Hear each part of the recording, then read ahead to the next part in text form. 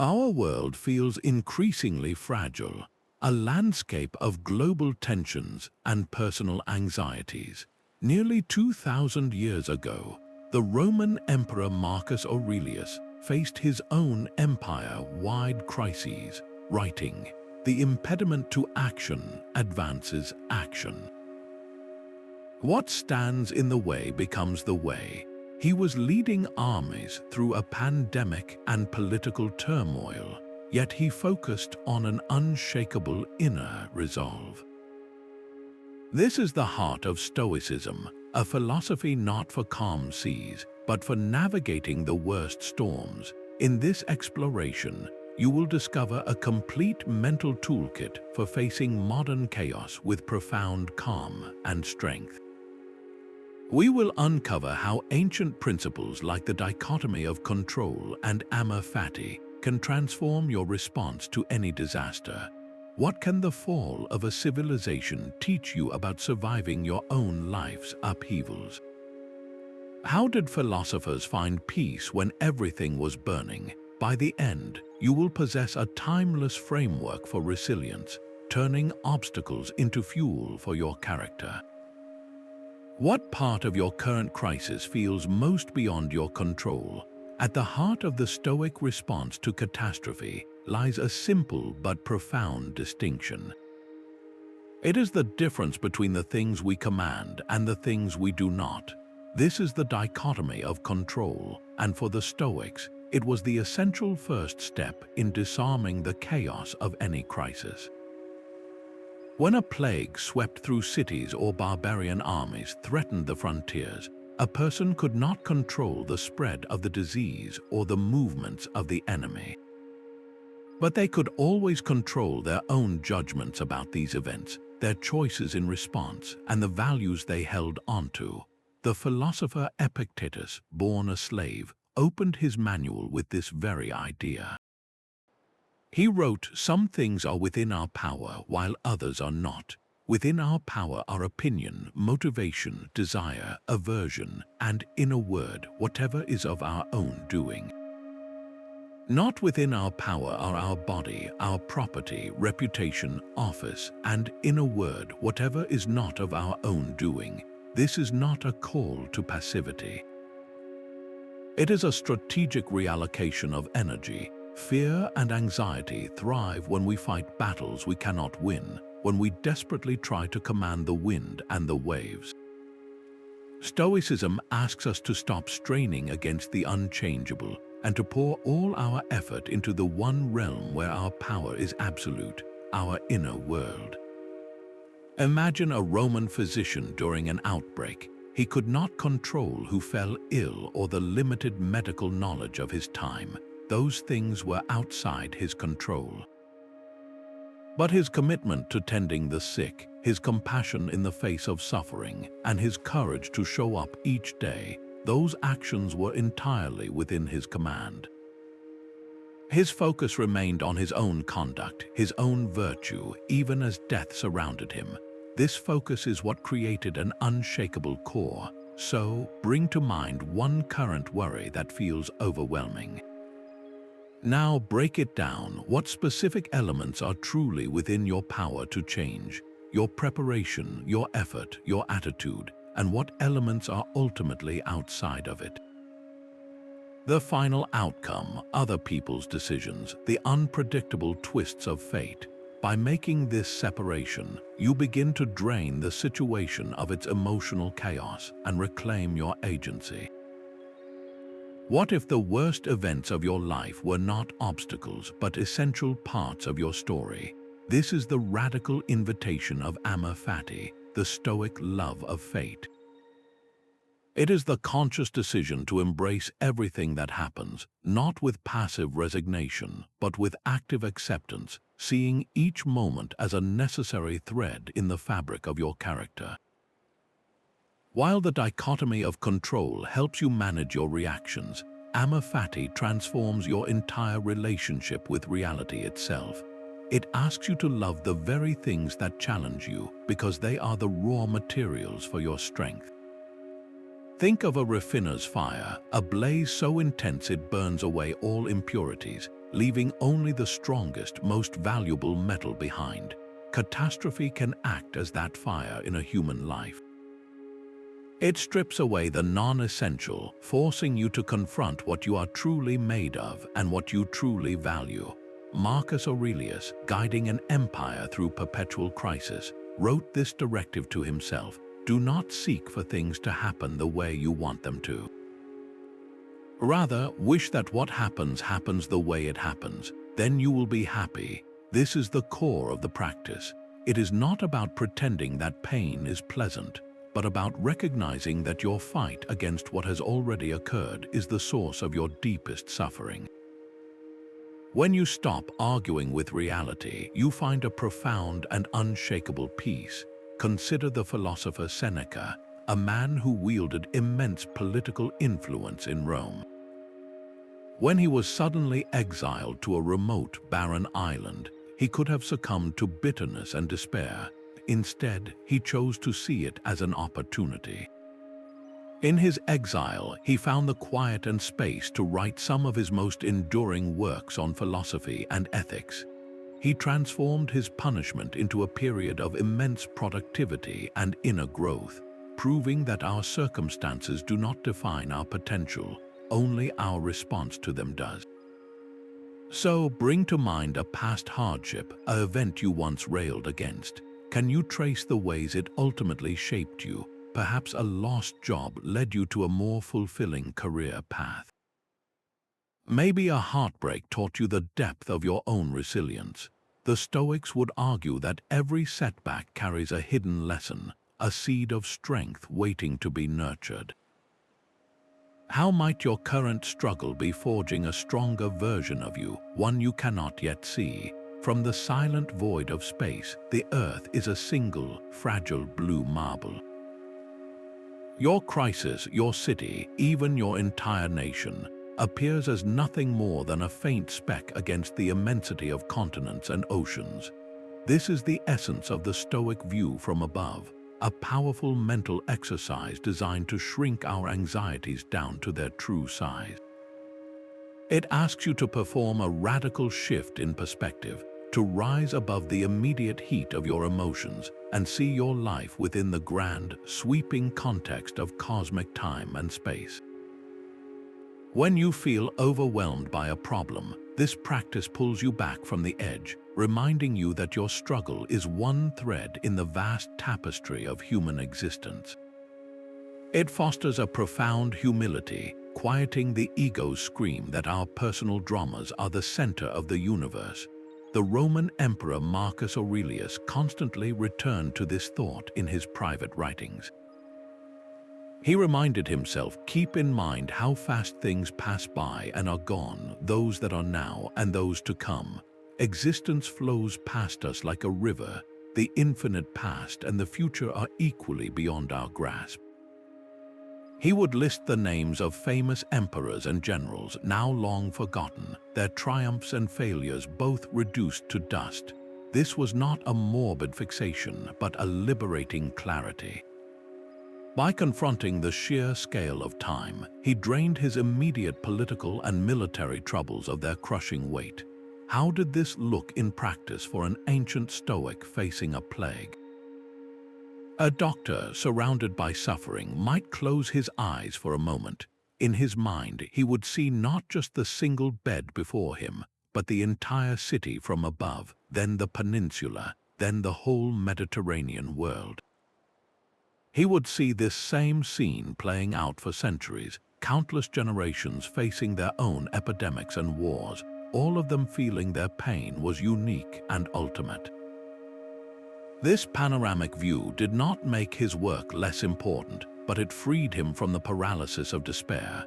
It connected his individual effort to the enduring human struggle for dignity, granting him a quiet composure amidst the chaos. The next time a problem feels all-consuming, try this. Stop and take a deliberate breath. In your mind, pull the camera back. See your room from the ceiling, then your neighborhood from the sky, then your country from orbit. Keep going until you picture the entire planet spinning through the blackness of space, dotted with the lights of billions of other souls. each with their own private hopes and griefs.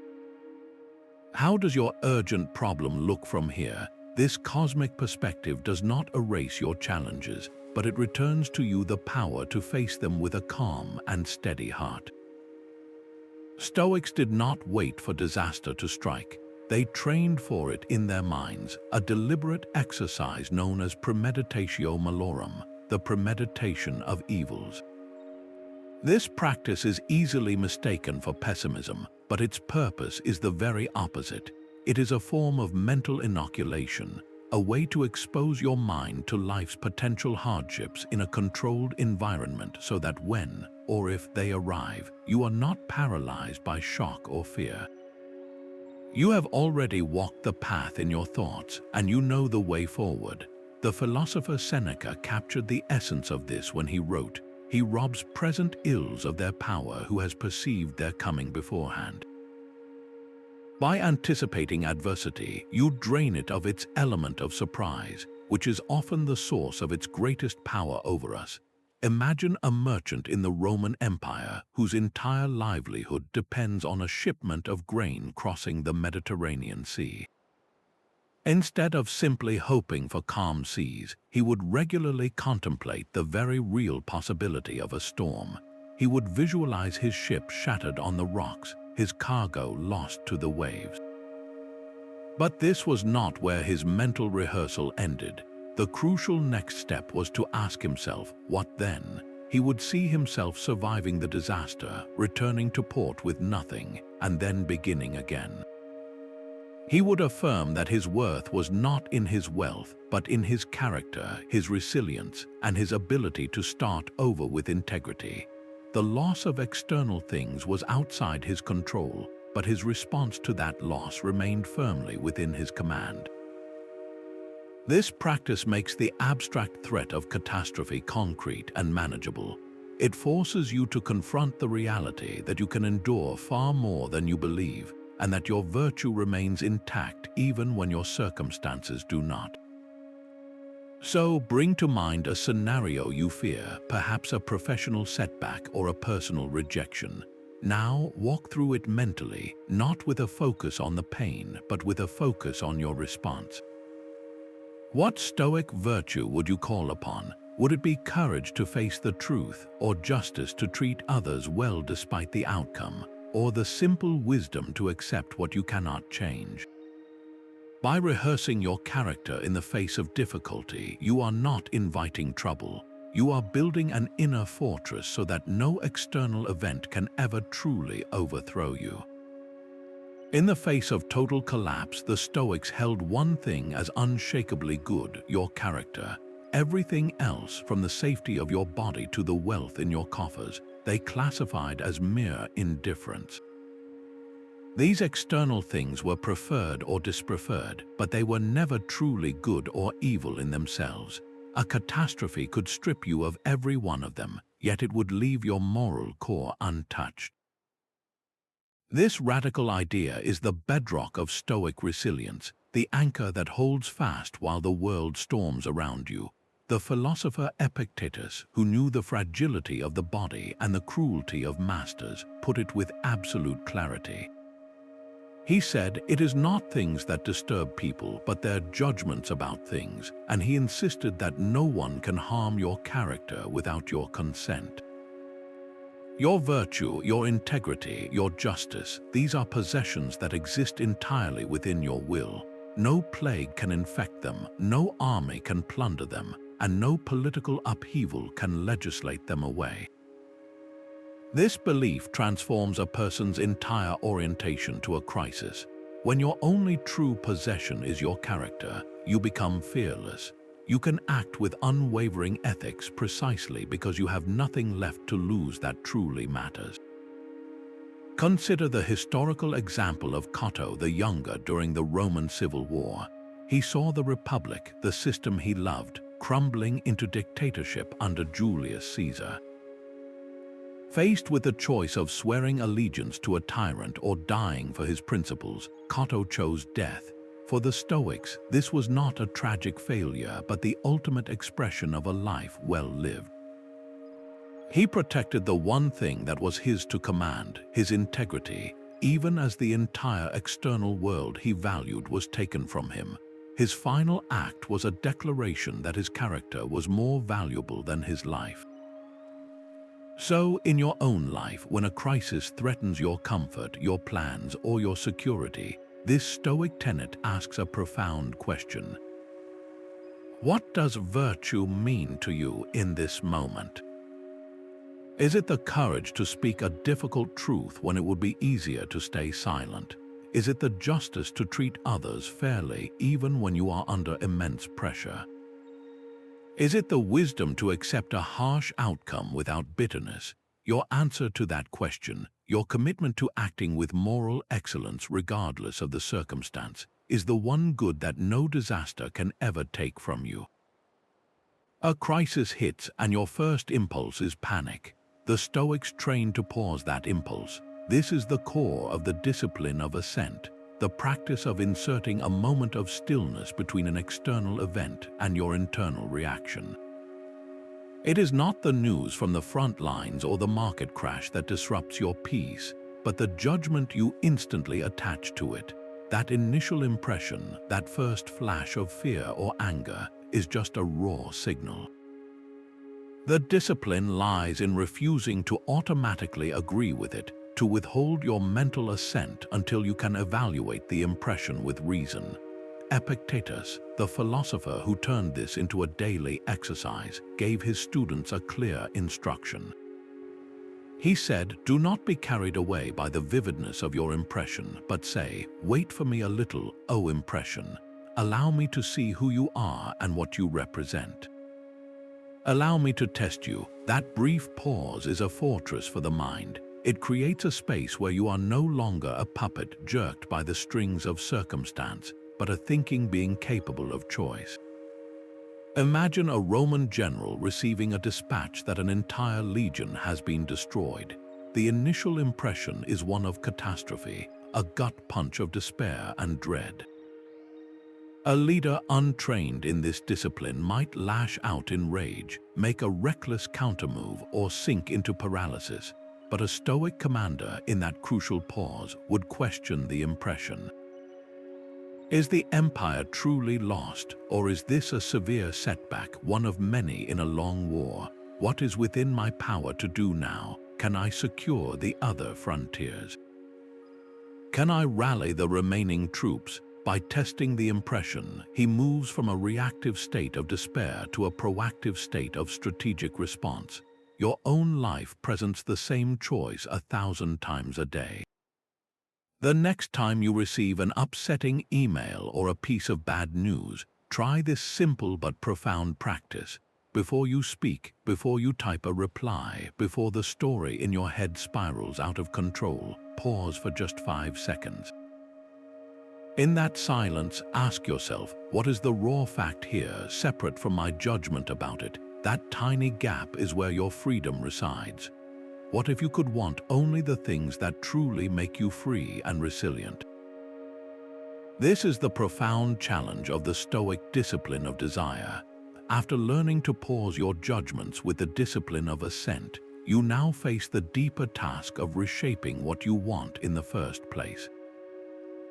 The goal is to train your desires away from fragile external outcomes and toward the one thing that is truly unshakable, your own virtuous character.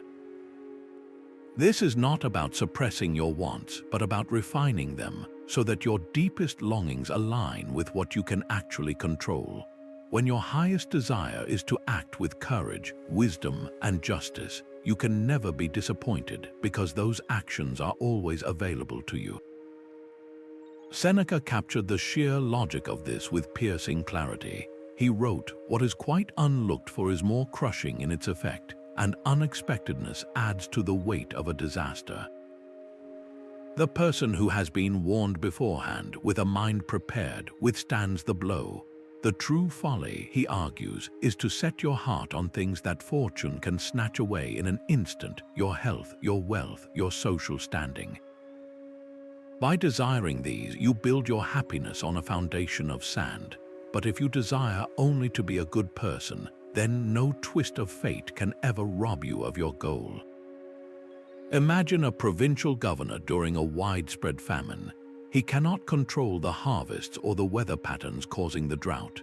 If his primary desire is for the famine to simply end, he will be consumed by frustration and despair as people continue to suffer. But if he practices the discipline of desire, he shifts his focus.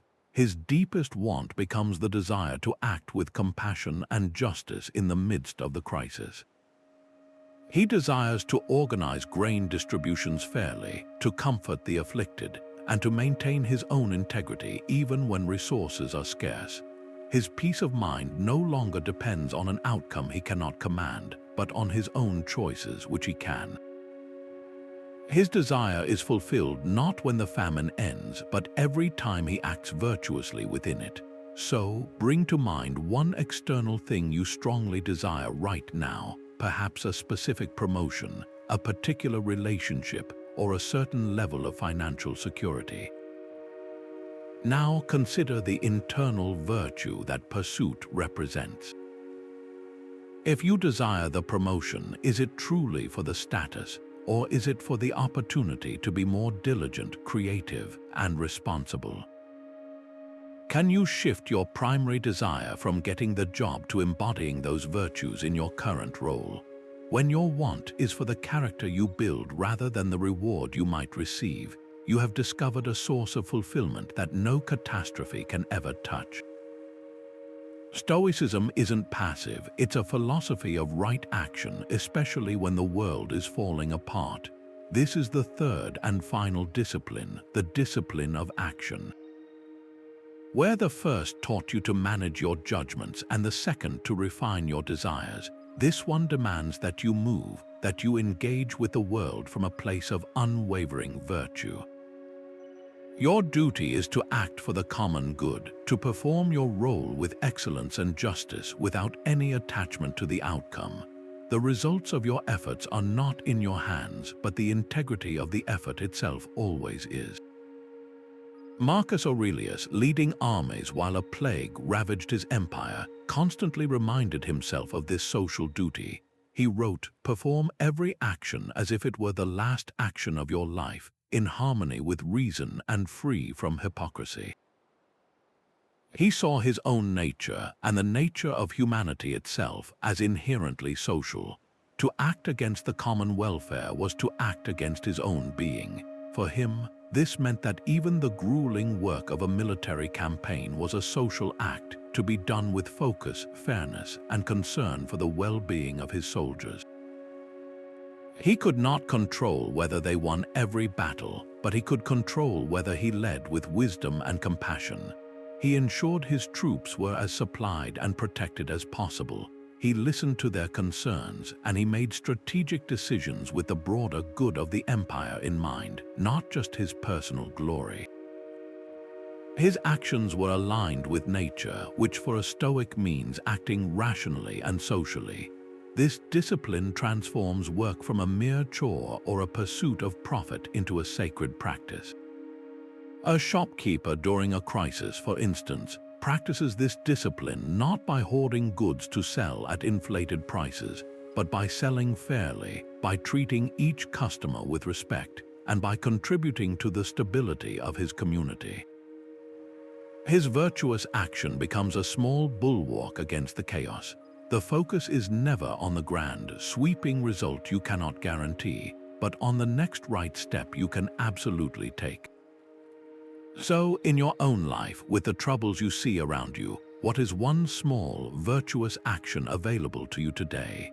It might be an act of patience with a frustrated colleague, a gesture of kindness to a stranger, or simply doing your own work with more diligence and care than anyone expects.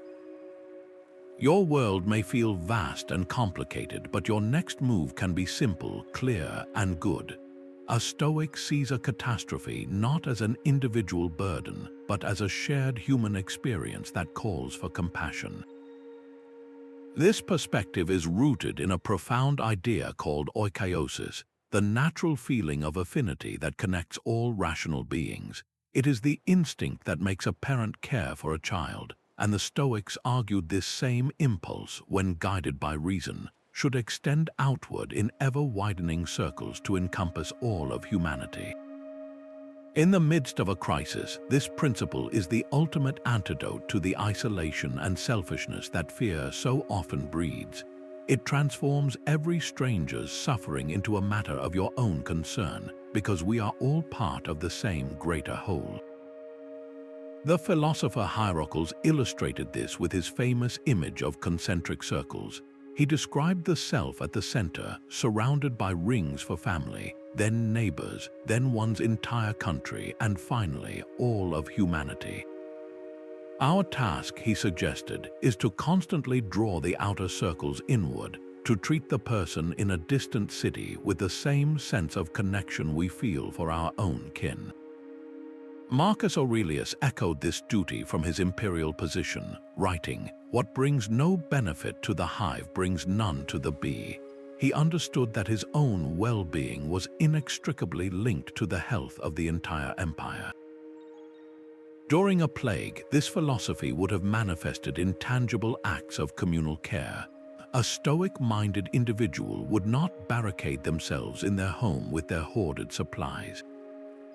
Instead, they would see organizing a neighborhood food distribution or checking on an elderly neighbor not as heroic charity, but as the most natural and rational action, a simple fulfillment of their human duty.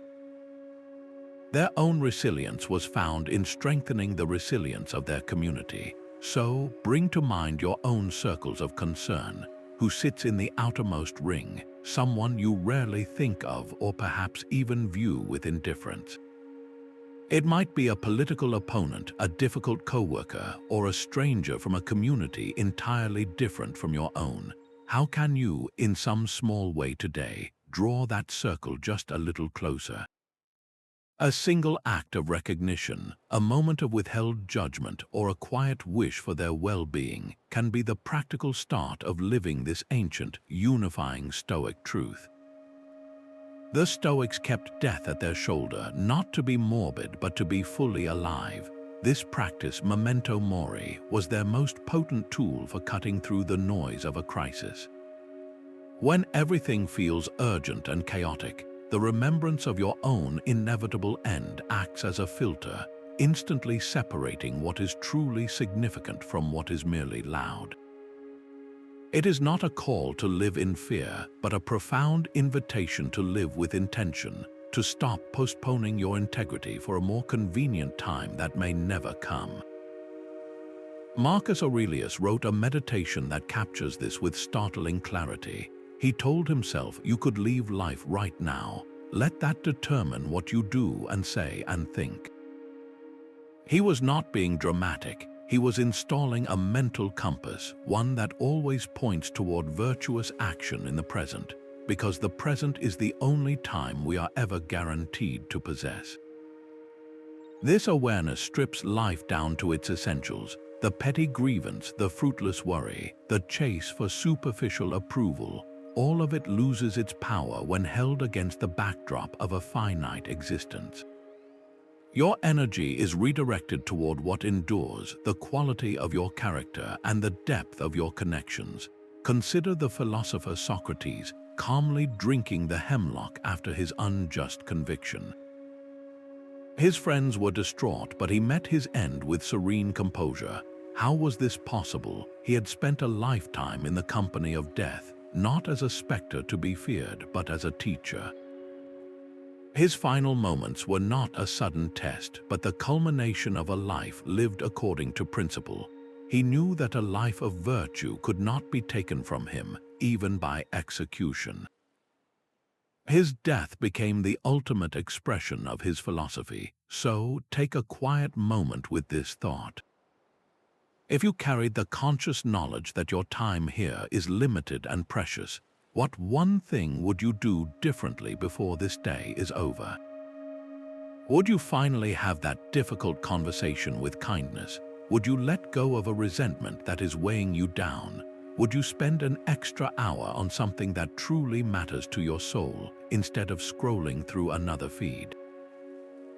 Write that single intention down. This is not about a bucket list of grand adventures, but about the immediate, actionable shift in how you choose to live this very hour. The awareness of the end is what makes the middle so profoundly meaningful. Stoics were not emotionless robots. They sought to master the emotions that destroy reason.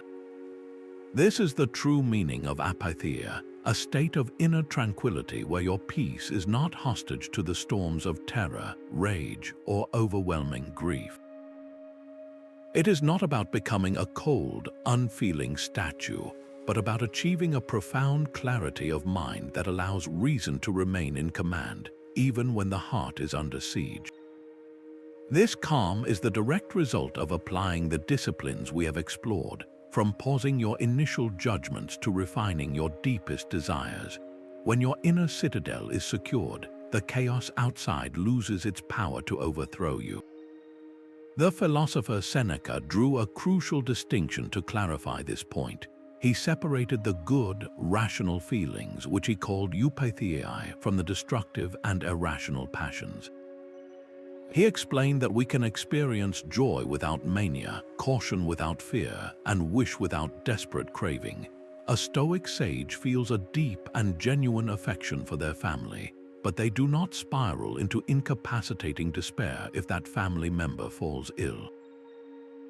They act with compassion and care, guided by love, but their inner peace is rooted in the understanding that life, health, and the bodies of those we love are not ours to command. Imagine a Roman senator hearing the news that a rival has launched a vicious political attack, spreading lies to ruin his reputation. The first, untrained impulse might be a surge of blinding rage, a desire for immediate and loud retaliation. A senator practicing Apatheia would feel the sting of the injustice, but he would not be enslaved by it. He would insert that crucial pause, question the impression, and then choose his response based on reason and his duty to the state. He might decide that the most virtuous action is to deliver a calm, factual rebuttion in the Senate, or perhaps to ignore the slander entirely and continue his work, trusting that his consistent character would eventually speak for itself. His inner peace, his ability to deliberate clearly under fire, becomes his greatest strategic asset. So, bring to mind one destructive passion you have wrestled with recently. Was it a consuming anxiety about a future you cannot control, or a simmering anger over a past slight? Now, identify a single, rational thought that could serve as an anchor against that storm. If it is anxiety, the anchor might be, I have prepared what I can. The outcome is not mine to command, but my integrity in facing it is. If it is anger, it could be, this person's actions reflect their own inner state, not my worth. My power lies in my response, not their provocation. This is the daily work of Apatheia, not to erase your humanity, but to perfect it. To a Stoic, a catastrophe is not a random, malicious event, but a thread in the woven fabric of the universe. This belief is Sympatheia, the profound understanding that everything in existence is interconnected and interdependent. A single thread pulled might seem like a tear, but from the perspective of the whole tapestry, it is part of a pattern far grander than any individual disappointment or disaster. This worldview fosters a deep trust in the rational, organizing principle of the cosmos, what the Stoics called the logos. It is the conviction that the universe is not chaos, but a coherent, living system where every event, no matter how painful, has its place and purpose. Marcus Aurelius captured this perfectly when he wrote, "All things are intertwined with one another, a sacred bond unites them. There is scarcely one thing that is isolated from another." Everything is coordinated, everything works together in producing the whole cosmos. Your personal crisis, from this elevated view, is not an isolated attack on you, but a single movement in a cosmic dance. This perspective is the ultimate antidote to the feeling of personal victimhood. When you believe the universe is out to get you, every setback feels like a targeted injustice. But when you see yourself as an integral part of a vast, rational whole, you can accept hardship not as a punishment, but as a necessary part of the system's function. Consider how ancient Stoics might have viewed a volcanic eruption or a great flood. They would not have interpreted it as the wrath of an angry god, but as a manifestation of nature's own powerful, indifferent order. The lava that destroys a town also enriches the soil for future generations. The flood that washes away one life clears the way for new ecosystems. This is not a cold dismissal of human suffering, but a reframing that places our struggles within the immense, timeless cycles of creation and destruction. It invites us to find our dignity not in being spared from nature's forces, but in how we respond to them with reason and courage. Take a moment to contemplate one current global issue that feels overwhelming, perhaps climate change or a pandemic. How are you connected to it? Your actions, however small, are part of the causal chain, and the outcomes affect the entire human family. Recognizing this deep interdependence can transform your sense of responsibility from a burden into a sacred participation in the fate of the whole. While empires crumbled, the Stoics retreated to a fortress that no army could breach, their own mind. This is the inner citadel, a powerful metaphor for the inviolable sanctuary of reason and virtue that exists within every person. It is not a physical place but a state of being, a core self that remains unshaken even when the external world descends into absolute chaos. The walls of this fortress are not made of stone, but of the principles you have been practicing, the disciplines of assent, desire, and action. Marcus Aurelius described this sanctuary with absolute conviction, writing, "The soul becomes an impregnable fortress when it withdraws into its own self-contained excellence, never doing anything it does not wish to do, even if this refusal is irrational." Your inner citadel is secure not because the world is calm, but because your will is aligned with virtue, creating a self that no external event can command or corrupt. Think of the philosopher Musonius Rufus, exiled to a barren, desolate island by the Emperor Nero. Stripped of his home, his status, and every comfort, he was left with nothing but rocks and sea. Yet his students reported that he was not merely enduring his punishment, he was thriving. He turned his exile into a vibrant school, teaching philosophy to all who would visit, finding profound purpose in the very place intended to break his spirit. He had retreated so deeply into his inner citadel that the barren landscape became a backdrop for his unwavering work. His freedom and his identity were located entirely within, in a place the emperor's power could never reach. So take a moment and close your eyes, visualize your own inner citadel. What virtues form its strongest walls? Is it courage, standing firm against the tides of fear? Is it justice, ensuring that every action you take from within is fair and compassionate? Is it the wisdom to know what is truly yours to command? This mental stronghold is not a retreat from the world, but the one place from which you can engage with it without ever losing yourself. What single virtue could you strengthen today to fortify your walls just a little more?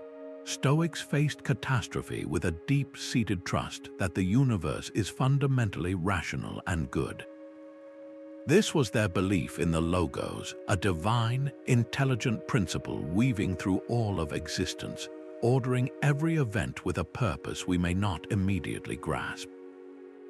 It is not a blind, hopeful faith, but a reasoned conclusion drawn from observing the intricate, lawful patterns of nature.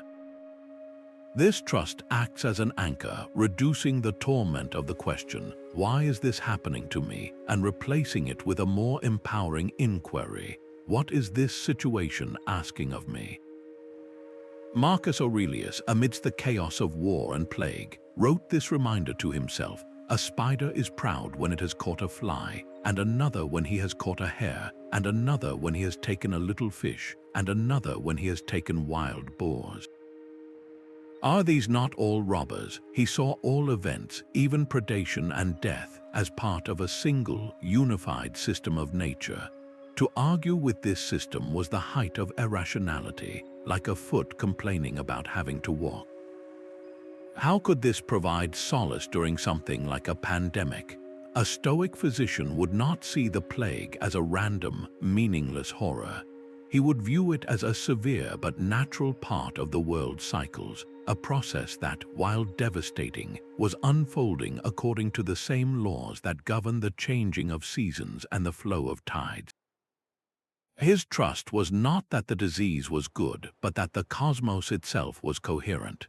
This allowed him to focus his energy not on raging against the universe, but on fulfilling his human role within it, tending to the sick with compassion and courage. His anguish was transformed into purposeful action. Now, bring to mind one difficult event from your own past, a loss or a failure that felt senseless at the time. Can you trace a single thread from that hardship to a strength you possess today, a boundary you learned to set, or a depth of empathy you now carry? The Stoic invitation is to consider, even for a moment, that this painful thread was necessary in the weaving of your entire character. The Stoics didn't just endure hardship, they actively sought it out in small doses. They believed comfort was a trap, lulling the mind into a false sense of security and making it brittle. To counter this, they engaged in a deliberate training regimen called voluntary discomfort, a practice of periodically choosing to go without the very conveniences they could easily afford. This was not self-punishment, but a form of mental and spiritual vaccination. By willingly experiencing minor hardships like cold, hunger, or simple bedding, they inoculated themselves against the terror of losing those comforts to fate. They were building a callus on the soul, ensuring that when real catastrophe struck, they would not be shattered by the loss of things they had learned to live without. Seneca, a man of immense wealth, was a vocal proponent of this exercise. He advised, set aside a certain number of days, during which you shall be content with the scantiest and cheapest fare, with coarse and rough dress, saying to yourself the while, is this the condition that I feared? He argued that by practicing poverty, you discover that the fear of it is far worse than the experience itself. You prove to your own nervous system that you are more resilient than your comforts have led you to believe. The Roman statesman Cato the Younger was a living example. Despite his family's enormous wealth and his high political office, he was known for his deliberately simple lifestyle. He often wore the plain, dark clothing of the common citizen, and he slept on a hard bed without luxuries. He did this not for show, but for the constant reminder that his worth and his peace were not dependent on fine things. He trained his body and mind to find ease in discomfort, so that no external loss could ever truly impoverish him. This practice transforms your relationship with the good things in life. A warm meal becomes a genuine pleasure, not an expectation. A soft bed feels like a gift, not a right. Voluntary discomfort is the engine of a profound and enduring gratitude. So, what one small comfort could you voluntarily set aside for just one day? It might be taking a cooler shower, skipping your usual afternoon snack, or walking instead of driving a short distance. The goal is not to suffer, but to observe. Notice the initial resistance, the little voice of complaint. Then, notice the moment you realize you are perfectly fine without it. In that space, you are not losing a comfort, you are gaining the unshakable confidence that you are stronger than your circumstances. For the Stoics, true joy wasn't a fleeting excitement, but a deep, unshakable wellspring found within. They called this state Euthymia, a tranquil flow of the soul, a steady confidence that emerges when your happiness is no longer tied to the unpredictable winds of fortune.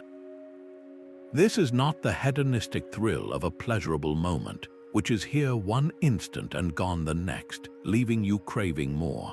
Stoic joy is the quiet satisfaction of a ship's captain who knows his vessel is sound and his navigation is true, regardless of the storm raging on the surface. It is a joy built on the bedrock of your own character, which means it can persist even in the midst of grief, loss, and profound hardship. Seneca, writing to his friend Lucilius, defined this perfectly. He said, "What then is the happy life? It is peace of mind and lasting tranquility. This is enjoyed only by those whom reason has lifted high above worldly circumstances." Notice his words, peace of mind and lasting tranquility. This is the durable quality of Euthymia. It does not mean you walk through a funeral with a smile on your face. It means that beneath the very real and human pain of loss, there is an undercurrent of calm.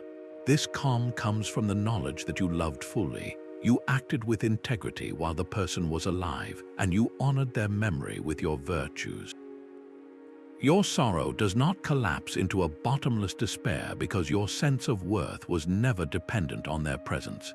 Your joy is in the goodness you cultivated within the relationship, a goodness that death cannot erase. So, what would this steady joy look like in your own life, completely divorced from your next promotion, your social media likes, or any other external success? It might feel like a quiet pride after you handled a difficult conversation with honesty, even if the outcome wasn't what you wanted. It could be the simple, solid feeling of going to bed at night knowing you did your best, you harmed no one, and you faced the day's challenges with courage. That inner nod of self-respect, that is the whisper of Stoic joy. The Stoic response to the inevitable is not fight or flight, but a deep, conscious yes. This is the art of acquiescence, a graceful and willing acceptance of events exactly as they are, without the internal struggle that so often magnifies our pain. It is the final, quiet surrender to what is already true, a choice to stop arguing with reality. This is not the same as passive resignation, which is a defeated sigh of giving up. Acquiescence is an active, even virtuous alignment. It is the decision to work with the grain of the universe, not to waste your life splintering yourself against it. The philosopher Epictetus, who knew the weight of chains, offered the perfect image for this. He instructed his students, "Remember, you are an actor in a play, the character of which is determined by the playwright. Your only job is to act your given part well. To wish for a different script, a different role, is to refuse the one performance you are actually in." You willingly follow the story as it unfolds. Consider the merchant whose ship, laden with his entire fortune, sinks in a storm. Passive resignation would be to collapse into a heap of despair, cursing the gods and his own misfortune for the rest of his days. Stoic acquiescence would be different. Standing on the shore, hearing the news, he would feel the sharp sting of the loss, but then he would take a deliberate breath and accept the new reality. The wealth is gone, that chapter is closed, his internal resistance would cease, his energy would then be freed to turn to the next and only a meaningful question. What part must I act now? He would begin to assess what resources remain, consider new ventures, and start again from where he actually stands, not from where he wishes he were. His acceptance becomes the solid ground upon which he rebuilds. So, bring to mind one current situation you are fighting against. It might be a delayed project, a personal conflict, or a global event that fills you with frustration. For just a moment, stop pushing. In your mind, look directly at the circumstance and practice saying a simple, quiet yes to it, exactly as it is. This does not mean you approve of it. It means you are choosing to see reality clearly without the filter of your complaint. In that space of acceptance, a new kind of power is born, the power to move forward from what is true, not from what you wish were true. The Stoics' first line of defense against catastrophe was a vigilant, moment-to-moment attention to their own mind. This foundational practice is known as Prosoche, a state of continuous, gentle awareness directed inward. It is the conscious effort to observe the ceaseless flow of your thoughts, the snap judgments you make, and the impulses that arise before you act. Without this self-awareness, the disciplines of assent and desire remain abstract theories. Prosoche is the living mechanism that brings them to life, the watchful guardian at the gate of your inner citadel. The philosopher Epictetus gave a clear command for this practice, instructing his students to watch over yourselves as you would guard an enemy fortress. He wasn't suggesting a life of paranoid suspicion, but one of profound responsibility. You are the sentry of your own soul, tasked with noticing the first flicker of a destructive emotion or a hasty judgment before it can breach your walls and take command. Imagine a Stoic senator caught in a vicious political debate, with his reputation and principles under direct attack. A mind untrained in Prosoche would be swept away by the heat of the moment, by the desire to win, or by the sting of an insult. But a practitioner would maintain a subtle, split awareness. Even as he formulates his rebuttal, a part of his mind is quietly observing. It notices the flush of anger in his chest. It catches the impulse to deliver a cruel, personal retort, and it recognizes the fleeting fear of public humiliation. This observing self does not fight the feelings, but it holds them in its gaze, preventing them from hijacking his reason. Because he is watching, he can choose. He can pause, assent to the rational course of action, and respond with a firm but just argument that serves the common good, not his wounded pride. His integrity remains intact because his attention never wavered from his own inner state. This constant attention is what turns philosophy from a study into a lived reality. So, how can you begin to cultivate this watchful presence in your own life? Try a simple but powerful exercise. Set a reminder on your phone to chime 3 separate times today. When it sounds, wherever you are, simply stop for just 5 seconds and ask yourself this one question. What is my mind doing right now? Are you anxious about a future meeting? Are you rehearsing an old argument? Are you simply present? This tiny pause is the seed of Prosoche. It is the first step toward becoming the master of your inner world, no matter what chaos reigns outside. While no one is perfect, the Stoics had a North Star, the Sage. This hypothetical figure represents the ultimate embodiment of human virtue, a mind so perfectly aligned with reason that no catastrophe could ever disturb its tranquility or sway its moral compass.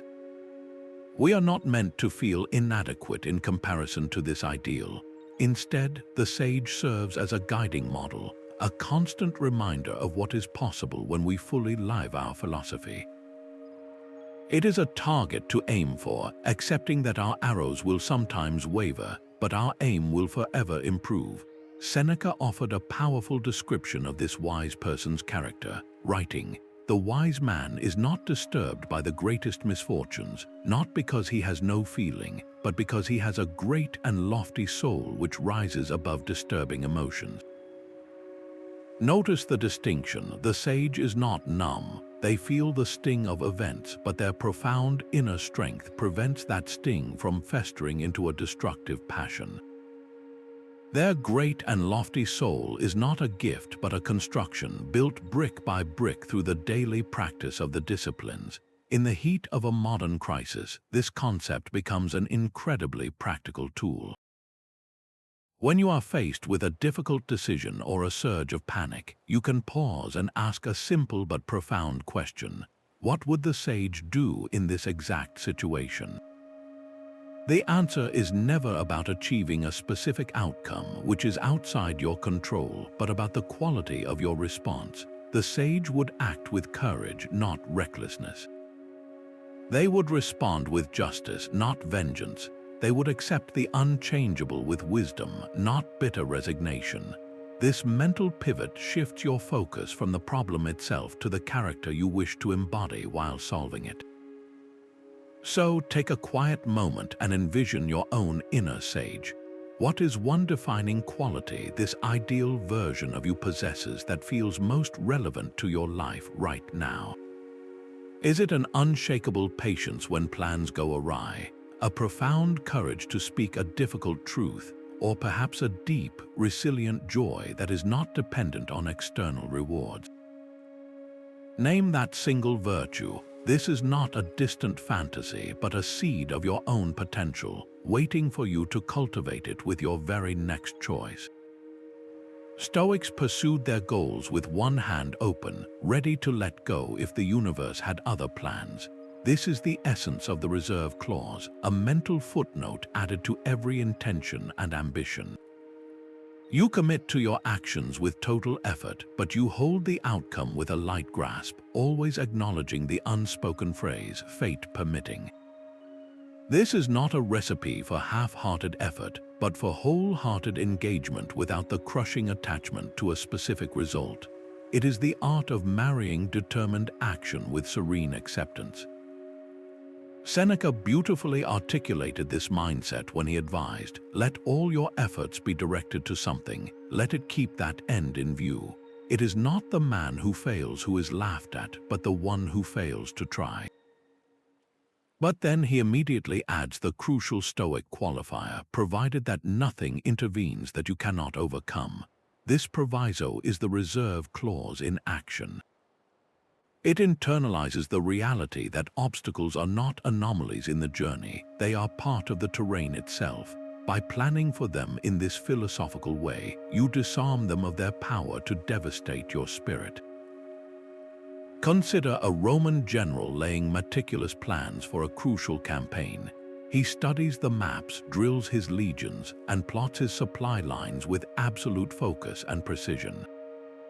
He is fully committed to victory. Yet, in the back of his mind, he holds the reserve clause. He knows that a sudden storm could scatter his fleet, an unexpected enemy alliance could form, or a plague could strike his camp.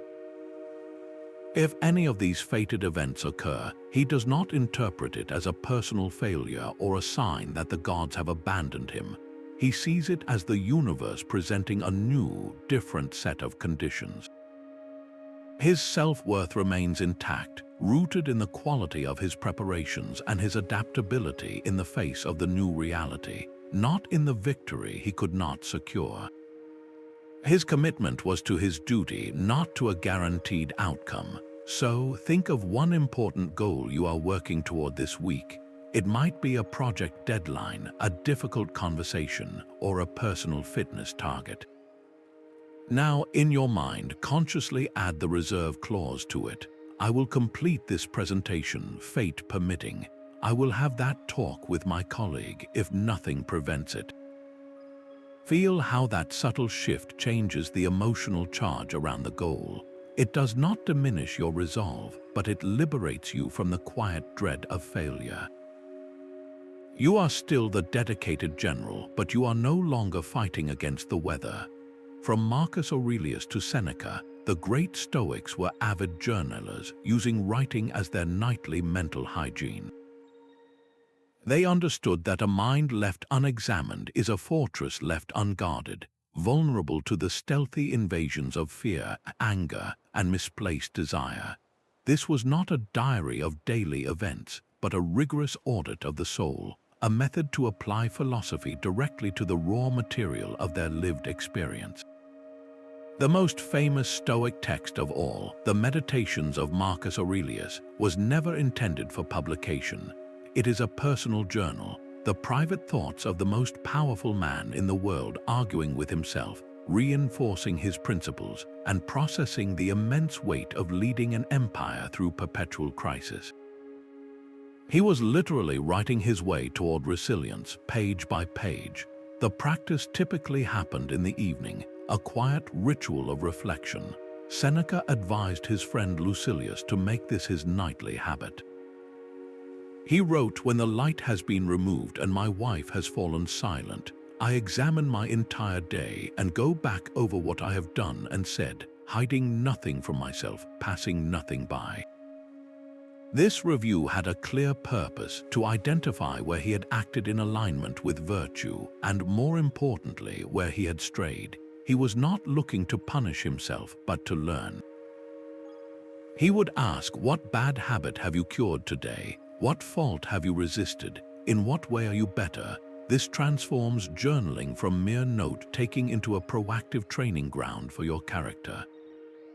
Your own journal can be this powerful. It is the practice of Prosoche, of mindful attention made permanent.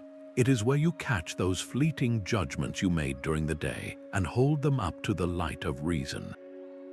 It is where you celebrate the small, unseen victories of patience or courage that no one else may have noticed. The chaos of a crisis generates a storm of impressions and emotions, and the simple act of writing them down gives them form. Once they are on the page, you can begin to sort them, to question them, to separate what happened from the story you told yourself about it. Tonight, before you sleep, take just a moment with a notebook or a simple digital note. Challenge yourself to write down a single sentence in answer to this question. What is one thing I could have done more virtuously today? Perhaps it was a moment of irritation with a loved one where you could have chosen patience. Maybe it was a task you avoided that required discipline. This one sentence is not a verdict but a compass, pointing your attention toward a single, tangible opportunity for growth tomorrow. When a catastrophe strikes an empire, the Stoic sees it as a crisis for humanity, not just for their own tribe. This expansive view is the heart of Stoic cosmopolitanism, the profound conviction that we are all citizens of a single world community. Your identity is not confined by the borders of your city or nation, but is woven into the fate of every rational being on earth. This perspective dramatically broadens your sense of duty while shrinking the kind of parochial fears that make us feel personally threatened by the suffering of others. It transforms a distant disaster from someone else's problem into a matter of shared human concern. The foundational idea is often traced to Diogenes the Cynic, who, when asked where he was from, simply declared, "I am a citizen of the world." The later Stoics adopted this as a central tenet of their philosophy, arguing that our natural social impulse must extend beyond our immediate kin to encompass the entire human family. This is not a vague sentiment but a rational conclusion. If we share the capacity for reason, then we are all kin in the most important sense, members of a global polis governed by natural law. During a widespread crisis like a war, this world, you would compel a Stoic to act. Imagine a Roman merchant hearing of a city sacked by a foreign army, its people displaced and starving as refugees. A narrow, tribal outlook might breed indifference or even satisfaction toward a traditional enemy's misfortune, but a Stoic cosmopolitan would see only fellow human beings in desperate need. Their duty, rooted in this global citizenship, would motivate them to offer aid, perhaps by donating supplies or offering shelter, not because the refugees were Roman, but because they were people. Their compassion would be directed by reason, not nationality. This broader frame of reference is a powerful source of personal resilience. When your sense of self is tied to a single nation or community, its troubles feel like a direct assault on your entire existence. But when you are a citizen of the world, the failure of one state is a tragedy, not an apocalypse. Your identity remains intact because it is anchored to something vaster and more enduring, the whole of humanity itself. So, in your own community this week, what is one small way you can act as a citizen of the world? It might be supporting a local business run by immigrants, helping a neighbor from a different background, or simply making the conscious effort to see the shared humanity in every person you meet. The Stoics had a secret alchemy. They turned every barrier, every disaster into fuel for their character. This is the transformation of obstacles, the core belief that a setback is not a detour from your path, but the very ground you were meant to walk. It is a complete reframing of reality where the crisis itself is neutral, a simple event. It is our judgment, the story we tell ourselves about what it means, that gives it the power to either crush us or forge us. The Roman Emperor Marcus Aurelius, writing from the front lines of war and plague, gave us the definitive statement of this principle. He wrote, "The impediment to action advances action." What stands in the way becomes the way. Read that again. What stands in the way becomes the way. The obstacle is not just something to be overcome. It is the essential ingredient for your progress. It is the resistance that builds the muscle. Imagine a modern entrepreneur whose business fails. The untrained mind sees only a catastrophe, a personal and financial defeat that defines them as a failure. But a mind practicing this Stoic alchemy sees raw material. The failure was outside their control, but their response is not. They can choose to interpret this event as a brutal but necessary lesson. It becomes the training ground for the virtue of resilience, teaching them how to get back up. It becomes a lesson in integrity, as they choose to pay their debts and treat their employees with fairness even in the collapse. It becomes a masterclass in humility and wisdom, revealing flaws in their original plan that success might never have shown them.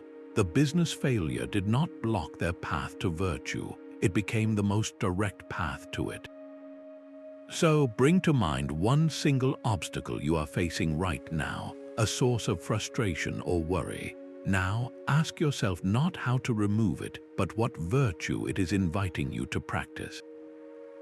Is this delay an opportunity to cultivate profound patience? Is this conflict a chance to exercise the courage of having a difficult conversation? Is this limitation forcing you to be more creative and resourceful? Your obstacle is not your enemy. It is your strictest and most effective teacher. In their darkest hours, the Stoics didn't feel alone. They surrounded themselves with the ghosts of the great. When facing a decision that tested their integrity or a loss that shook their world, they would ask themselves a simple but profound question: what would Cato do in this situation? How would Socrates face this fear? They actively curated a personal council of the dead, a collection of historical figures whose lives served as a living library of virtue. This practice was not about idol worship, but about finding a template for their own conduct. By studying how another human being had navigated a similar crisis with courage and wisdom, they transformed abstract philosophy into a tangible, actionable path forward. Seneca's letters are filled with these references. He constantly points his friend Lucilius toward the examples of Cato the Younger's unwavering integrity and Socrates' serene acceptance of his unjust death. He writes, "We need to set our eyes on a good man and have him always before us, so that we may live as if he were watching us, and do everything as if he saw what we were doing." This shifts the entire dynamic of moral choice. You are no longer acting in a vacuum, but performing for an audience of your highest ideals. Marcus Aurelius, in his private meditations, repeatedly turns to his adoptive father, Antoninus Pius. He doesn't list his father's military conquests or political victories. Instead, he meticulously records his character traits, his gentle demeanor, his unwavering sense of duty, his tolerance of critics, and his profound humility despite absolute power. He was using this specific, personal role model as a constant benchmark for his own imperial conduct. Think of a time you faced a difficult ethical choice at work. Now imagine a mentor you deeply respect, a historical figure you admire, or even a fictional hero known for their integrity, standing silently beside you. How would your decision change if you were trying to earn their nod of approval? This is the practical magic of the Stoic role model. They provide a North Star for your moral compass when the storm clouds of a crisis obscure your own. So, who sits on your personal council? Choose one figure, historical or from your own life, whose character you truly respect. What is the single most important virtue they embodied that you wish to call upon in your own challenges right now? Stoicism prepares us not to avoid loss, but to meet it with a steady heart and a clear head. This calm acceptance is the essence of equanimity, a state of unshaken composure that does not mean you feel nothing, but that your feelings do not overthrow your reason. When a catastrophe sweeps through your life, taking possessions, status, or even those you love, the Stoic aim is to honor the pain without being annihilated by it. This is achieved by holding fast to a single, radical truth. All these external things are classified as indifference. They are not inherently good or evil, only our virtuous use of them carries that weight. Your home, your reputation, even the people you cherish most deeply, are gifts on loan from the universe. They can be recalled at any moment, and your character is measured not by your possession of them, but by your graceful release when they are taken. Seneca, in his profound letters of consolation to those in mourning, did not tell them to stop grieving. Instead, he guided their reason toward acceptance. He wrote, "What need is there to weep over parts of life? The whole of it calls for tears." His point was not bleakness, but perspective. By acknowledging the universal nature of loss, we can see our personal sorrow as part of the shared human condition, not a unique punishment. This understanding does not erase grief, but it builds a levee against the flood of despair. Imagine a Stoic father during a plague, holding the hand of his dying child. He would not suppress his love or his sorrow. These are natural human responses, but he would also hold in his mind the nature of the situation. The life of his child, like all lives, was a precious, temporary gift. His duty was not to rage against a fate he could not change, but to provide comfort and presence in these final moments, to act with the full depth of his love and virtue. His grief would be real, but it would not become a destructive force that shattered his own will to live or his duties to others still depending on him. He would mourn, and then he would continue, his character deepened by the love he had experienced and the loss he had endured. So, bring to mind something you deeply fear losing. It might be your job, your health, or a cherished relationship. Now, practice the quiet, internal thought that a Stoic would cultivate.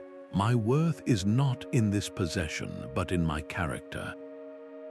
Can you feel the subtle shift, the inner ground becoming more solid beneath your feet? The potential loss remains painful, but it loses its power to define you. When faced with profound injustice, the Stoic's primary concern is not changing the unjust, but ensuring they themselves do not become unjust. This is a radical pivot of attention inward, a refusal to let the actions of others corrupt your own character. The world may be filled with betrayal and tyranny, but your soul remains your sovereign territory. Your most powerful response is not to mirror the hatred you see, but to fortify the justice within you. Marcus Aurelius offered a penetrating insight into this dynamic. He wrote, "The wrongdoer is often merely someone on a wrong path to him. The unjust person is not a monster to be hated, but a lost traveler who has harmed themselves most of all." By choosing vice, they have severed themselves from reason and the common good, which is the deepest wound a human can suffer. Your bitterness adds nothing to their punishment, but it does poison your own inner world. The historical figure Thrasea Paetus embodies this principle. As a Roman senator during Nero's reign of terror, he witnessed grotesque injustices. Instead of plotting violent revolt, which would have required him to adopt the very tactics he despised, he chose a path of dignified, non-violent opposition. He openly withdrew from the Senate when its decrees became immoral. and he lived his principles so visibly that his mere existence became a silent indictment of the tyrant.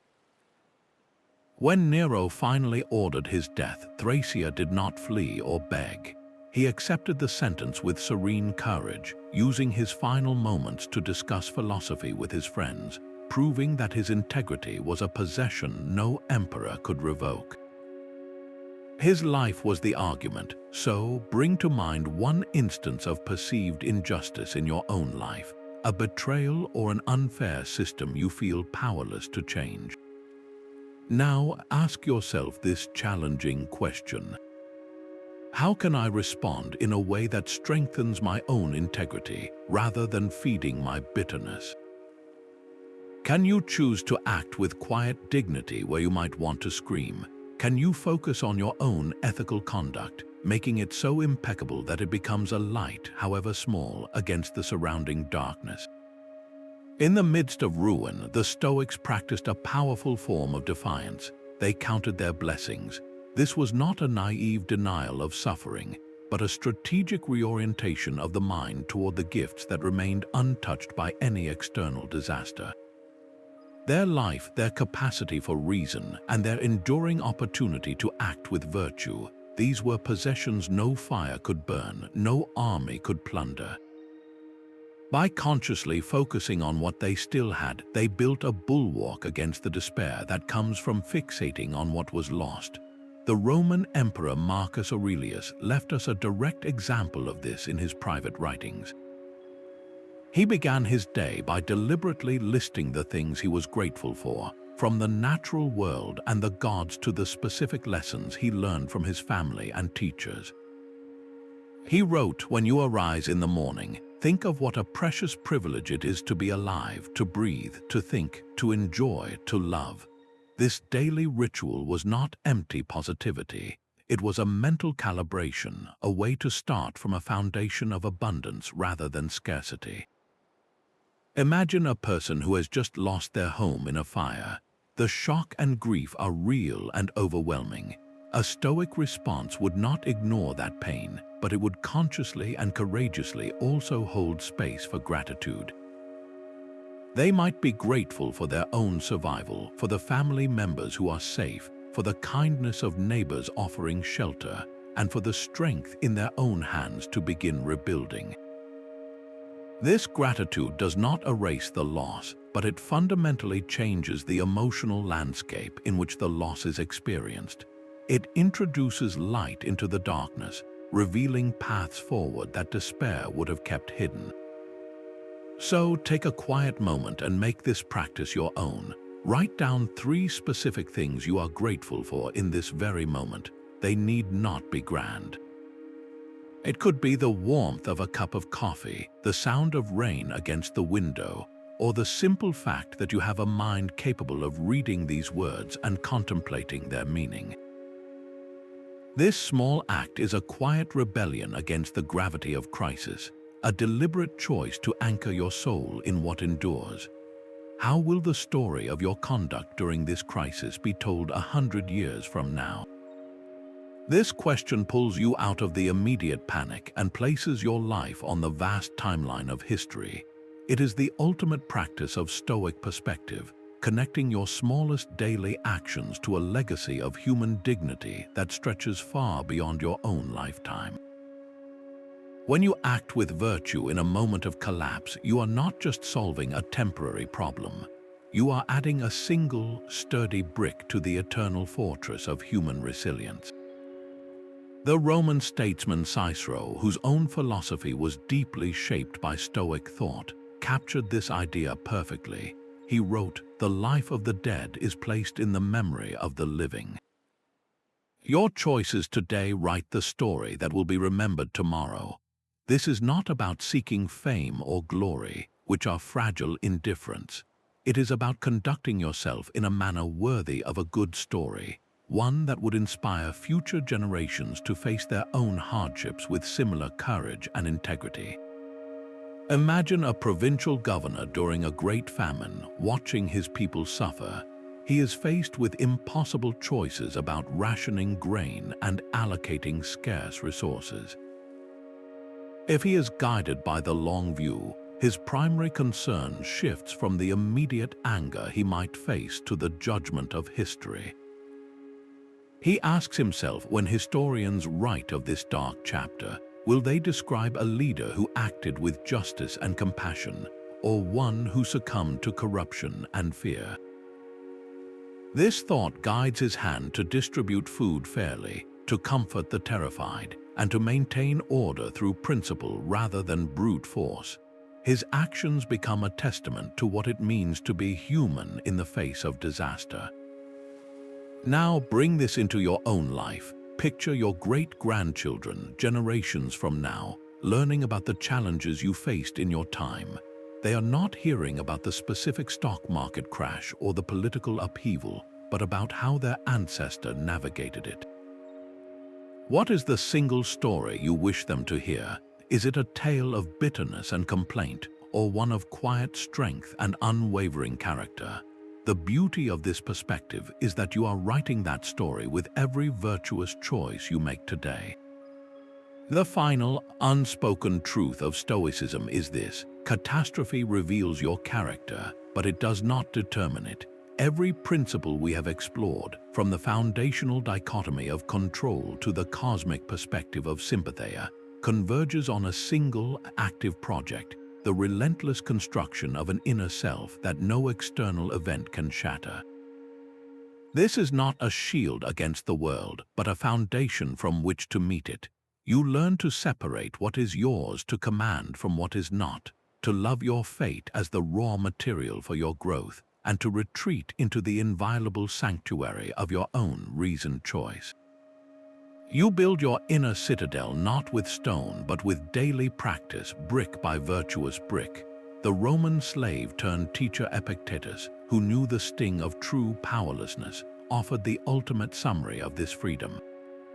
He said, "No person is free who is not master of themselves. Your liberty is not found in the absence of chains, but in the sovereignty of your own mind." The empire may fall, the plague may rage, but the territory of your character remains yours alone to govern. So now, the most important step is yours to take. Look back over this journey and choose just one practice to begin with today. Will you insert that crucial pause before you react, practicing the discipline of assent? Will you try the view from above to shrink a worry down to size? Or will you simply ask each morning, what would my inner sage do in this situation? The path to resilience begins with a single, conscious choice.